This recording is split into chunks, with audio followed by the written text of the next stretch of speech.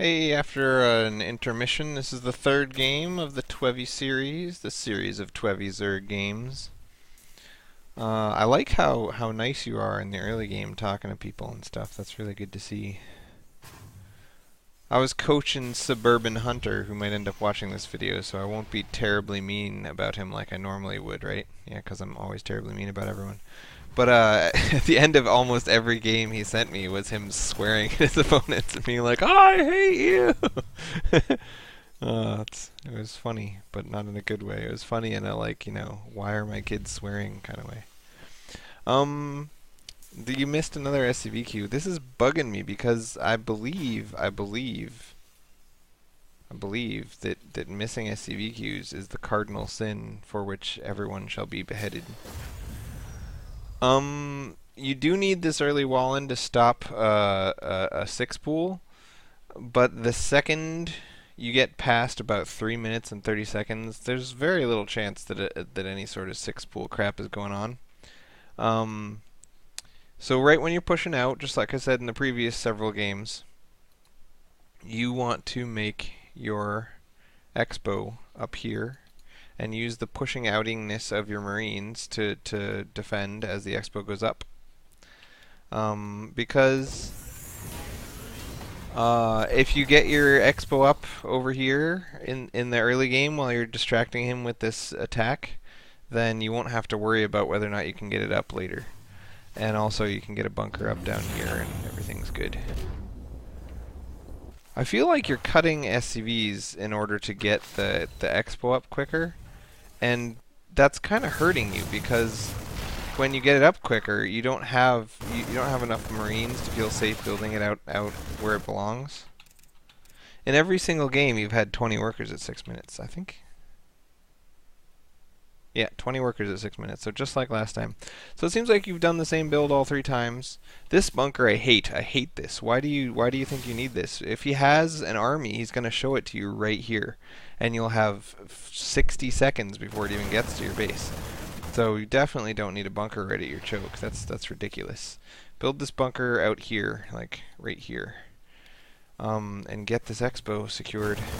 So this damage you've been doing is great. 350 damage already. Now you're surrounded and lose, so it's 350 to 350. But you forced him to make a bunch of zerglings, units wise. You made 10 zerglings, so that's cool. It's nice to even kill those first 10 zerglings, and then he makes another wave of like 200,000 billion zerglings. So that's obviously ideal, but let's talk about what's happening, not what would be nice. The quick double ups from him is a build that Nick has complained about lots of times. It's basically the Zerg is doing the same thing as you're doing, just uber ups. The difference is that Zerglings are better against Marines than Marines are against Zerglings. And again, this is why you gotta build this base out here originally and get your bunker up originally, is because as long as you have Marines in his base, he's not going to be coming down here, so it gives you plenty of time to get that bunker up. But then you force him to overproduce Zerglings and he does a counter. Like, what else is he going to do with all those Zerglings? The only thing he can reasonably do with the 10 Zerglings you forced him to build is run over here and try to delay your expo. So, yeah, he got several kills that he didn't need to get. You've lost 800 bucks now, and that's quite bad. At 10 minutes we're going to be shooting for 44 workers, and I'm positive at this point that we will miss it by a mile. You lifted your wall in. You never want to do that. You always want to have a wall in here so that he tries to run by your bunkers and then hits the wall in, or he'll baneling bust the front and then he'll have no banelings left, just lings, and he'll be like, oh, but there's still a wall in, so I guess I'll have to go try to hit the expo. You want your expo to absorb the damage. You never want him in your main because you don't want to have to defend 2 places. You want just 1 place to defend. So between your main and your expo is your entire defense. And the wall-in is what allows you to do that. This is bad. Bad. Not only, even if he kills no workers right now, your mining has been vastly interrupted. Not vastly, just massively interrupted. And then he's also, like I said in the previous game, you always need a bunker within range of these workers, because otherwise he can run in there and actually do damage instead of being forced to auto-attack the bunker.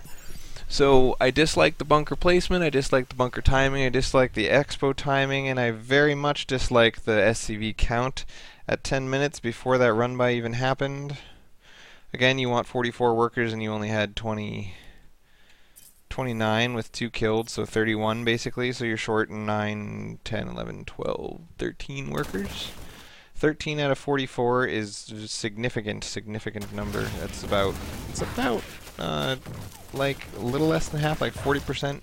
So your economy could be very much larger. I suppose you do have the same 2 mules that you'd always have, so it's really more like a 20% economic hit to have this few workers at this point.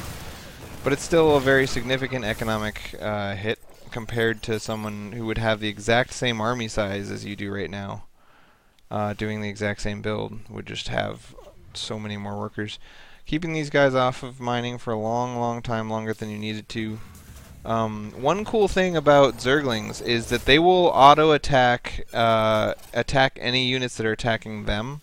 So you can end up not even having to pull your workers or immediately running them back to mine after you pulled them, because as soon as your military is within range of the Zerglings, the Zerglings can no longer auto-attack workers. They're forced to automatically try to chase down and attack your military. So no excuse for leaving those guys off mining for that long because of the way that works.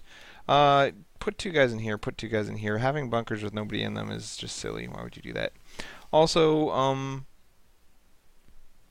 without a wall in here, these bunkers, he can just walk past them. Like, you need him to walk past these bunkers and then realize that he's stuck in an area where he can't hit anything and there's nothing he can do. And that's why at least one of the bunkers has to be in range of this stuff, so that if he runs by in this direction, sure, he's up here, but anytime he gets within range of an SCV, he's being hit by a bunker. Or he can do a run by over to here, but now he's got a wall in that's in range of the closest bunker. So, yeah, you want him to think that he can do a wall in, and then, surprise, no, you can't. You know, that kind of thing. So this bunker placement, you really need to always, when you make 3 bunkers, one of them should be within range of both the wall-in and the expo. Another one should be in range of all of your mining dudes, and the third should be in between those 2 bunkers, preferably also in range of the ramp, so that there's at least 2 bunkers in range of the ramp, or at least close to in range of the ramp. Because of your horrible economy up to this point, the Zerg, boom, when he does his Baneling nonsense, he's got a pretty horrible economy too. So luckily you're playing against a very bad player who didn't get any workers. Look at that, he's only got 29 workers. You didn't even attack him ever, and he just chose not to get any workers. This is something that happens sometimes against stupid Zerg players. It's really crucial as a Zerg player to get up to that 50 workers really early in the early game, and then from then on you just kind of only slowly add workers as you create mostly military. But people who get a good opportunity in the early game to do a little bit of damage will tend, if you watch the production of what he's doing, will tend to make Zerglings with the next